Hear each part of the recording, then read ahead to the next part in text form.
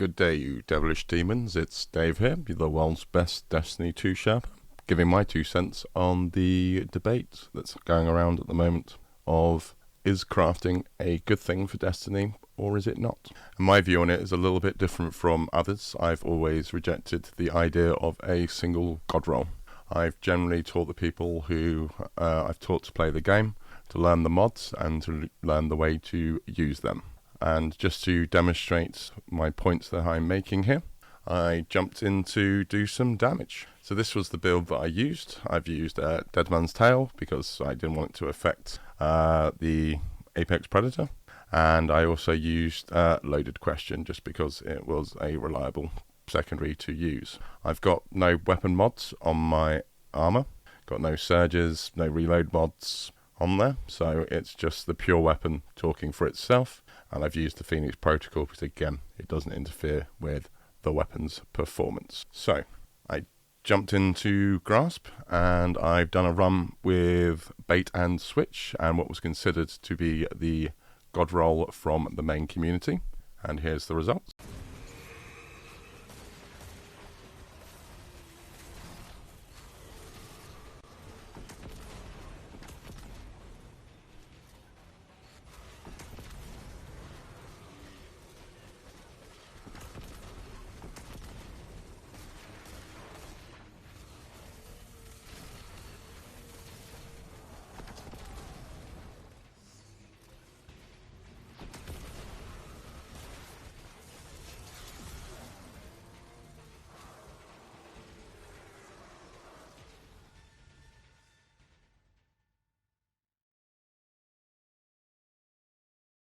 I then switched it up for this role, so I've taken Bait and Switch off and I put on Frenzy, something which I've never seen anyone say is a god roll.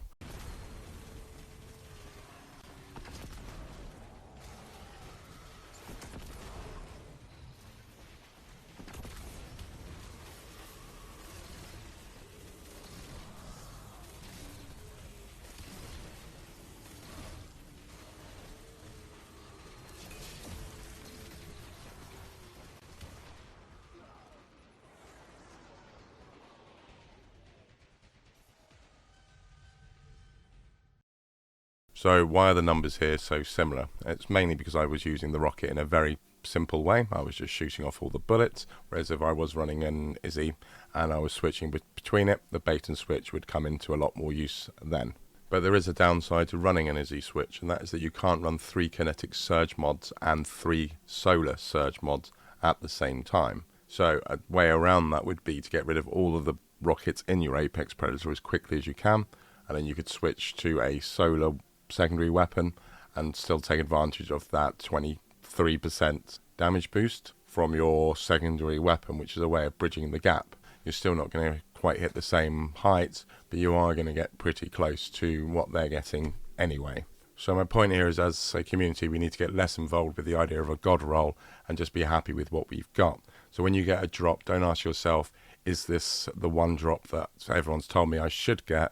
Just ask yourself, is this a better drop than the drop I got previously? The thing is that if you want a god roll, it is only really useful in one area, I would say these days, and that is on day 1 raids, where you really do need to be at the pinnacle you can be.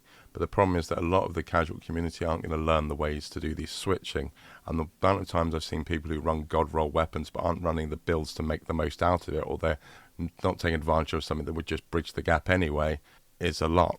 The other thing about the more casual players is that staying alive is a lot harder for them to do in this endgame content. So running 3 surge mods, 3 reload mods is probably a bit beyond what they're comfortable doing. So they want to actually be using other mods to be staying alive. So overall, what would be my solution to this problem? How would we find the middle grounds between RNG and what we have at the moment? Well, my solution is this. I would allow on every dungeon and every raids to be able to say which weapon it is that you're after. So, for example, on Last Wish, I could select Apex Predator. What this would mean is that on the encounters where Apex Predator does not drop, I also still have a chance of getting Apex Predator. On the encounters where it does drop, it would drop twice as much. So this way, I'd still get that adrenaline rush when I get an Apex Predator, but even if it isn't the god roll, you're still getting that little adrenaline rush before you're checking it that you've actually got it, which would also take away some of that disappointment that a lot of us get when we get an armor piece or a class item piece, that it's something that we've got no use for, because when a 52 to a 58 roll is not useful for us. So by increasing the amount of drops you get, you're increasing that adrenaline rush for players, and it's becoming more entertaining for the player. Even if there is that little bit of disappointment afterwards that what you didn't get was actually the god roll, then you still have that original burst of when you got the weapon up to the point where you check it. The other thing that Bungie could do is to limit the amount of mods that are on a weapon. So for example, the Apex Predator here has got Danger Zone. Danger Zone is a very good ad clearing mod, but most people aren't getting a rocket launcher to do ad clearing. So by making the only mods available on Apex Predator being the ones that are doing increased damage, the best sorts of single target mods that are available there, or boss damage mods, you can make Apex Predator a damage weapon, and then you could make another solar rocket launcher that's an adaptive frame that is actually good for crowd clearing if people do want to have that. So that way you could actually take the pressure off yourself of creating new weapons and exciting weapons by doubling the amount of weapons that you can make by only halving the mods on each weapon, which will also take the pressure off Bungie when they're trying to get weapons every season on every aspect of the game. But anyway, that is my 2 cents world, and you enjoy the world.